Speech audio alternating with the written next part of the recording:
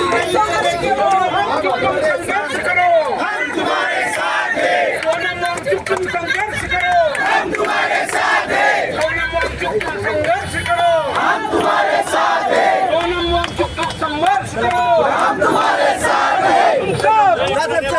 अरे हम सब, अरे हम सब वांगचुक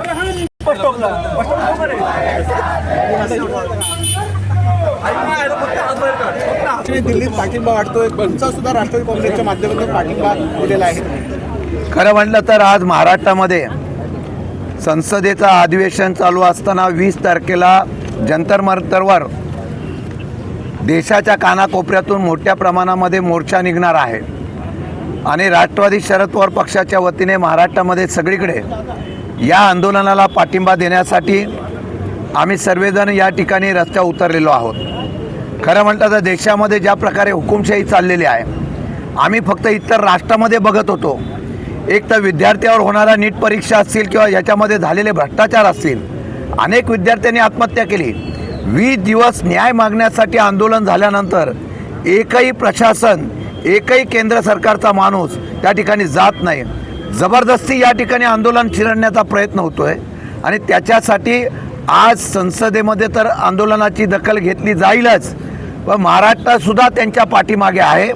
शरद पवार राष्ट्रवादी काँग्रेस पक्षसुद्धा त्यांच्या पाठीमागे आहे आणि न्याय मिळेपर्यंत या ठिकाणी या आंदोलनाच्या बाबतीमध्ये आम्ही भूमिका घेतोय। आज आम्ही या ठिकाणी निदर्शनं करतोय।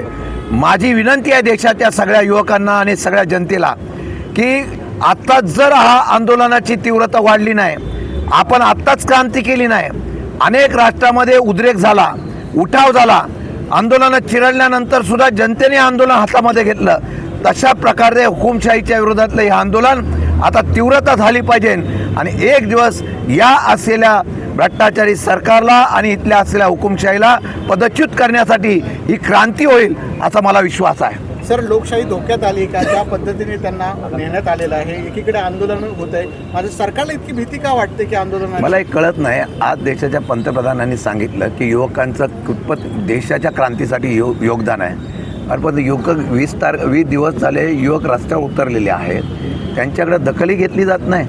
आज ते आंदोलन होणार, त्याच वेळेला युवकांची प्रेरणा तुम्ही सांगता, मग जे कोणी त्याला जबाबदार आहे त्यांचा राजीनामा पण का घेतला नाही? एवढी प्रतिष्ठा नसावी की आता आपल्या विरोधामध्ये जर कोणी आंदोलन केलं तर त्यांची दखल नाहीच घ्यायची आणि ते करायचंच नाही, ही भूमिका मला वाटतं योग्य नाही।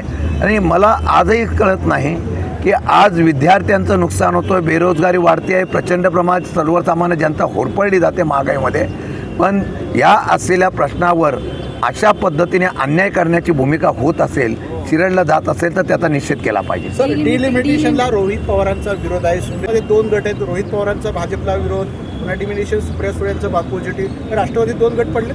मी अजिबात त्याला मान्यता देत नाही। कोणालाही स्वतःची व्यक्तिमत मांडण्याचा अधिकार आहे, तो पक्षाचा होत नाही।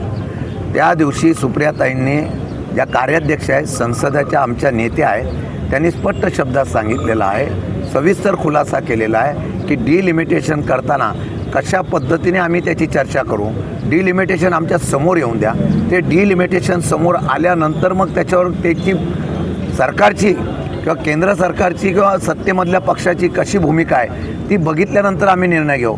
आमची अधिकृत अशा प्रकारची जे काही विश्लेषण असेल, जे डिलिमिटेशनच्या बाबतीमधली भूमिका असेल ती सुप्रियाताईंनी स्पष्ट केलेली आहे, ती पक्षाची भूमिका आहे। वैयक्तिक कोणी काय भूमिका दिली आहे याच्याशी त्यांची वैयक्तिक भूमिका, ते माझ्या पक्षाचे सहकारी नेते आहे, पण तो अधिकार जो आहे आमचा, तो अधिकार पक्षाच्या असलेल्या अधिकृतपणाने जाहीर केलेला असेल, त्यामध्ये कुठल्याही प्रकारचं दुमत नाही, कुठल्याही प्रकारचा एकमेकांचे विसंवाद नाही।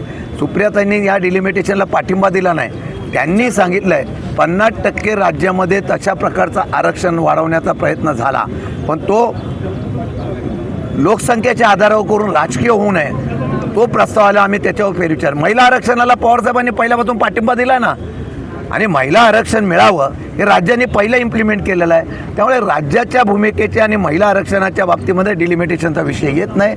महिला आरक्षणाला आमचा पाठिंबा आहे, कालही होता आणि आजही आहे। आणि डिलिमिटेशनच्या बाबतीत मला प्रस्ताव काय येतो संसदेत त्याच्यावर अधिकृतपणे सुप्रियाताई त्याच्यावर सविस्तरपणे बोलले. रोहित पवार एकटे पडतात सध्या भाजपाबद्दल नाही, पाहायला एक सगळे असं आहे की रोहित पवारांची वेगळी आमच्या पक्षामध्ये लोकशाहीने सर्वांना बोलण्याचा अधिकार आहे. मला वाटतं की त्यांनी व्यक्तिगत मत मांडलेलं आहे, परंतु एकटे पडतायत वगैरे असं नाही आहे. आंदोलन केल्यानंतर सगळेजण आम्ही सहभागी आहोत ना. मला वाटतं की पक्षाच्या चौकटीतून आम्ही निर्णय घेतो तो अधिकृत असतो. Okay, thank you sir.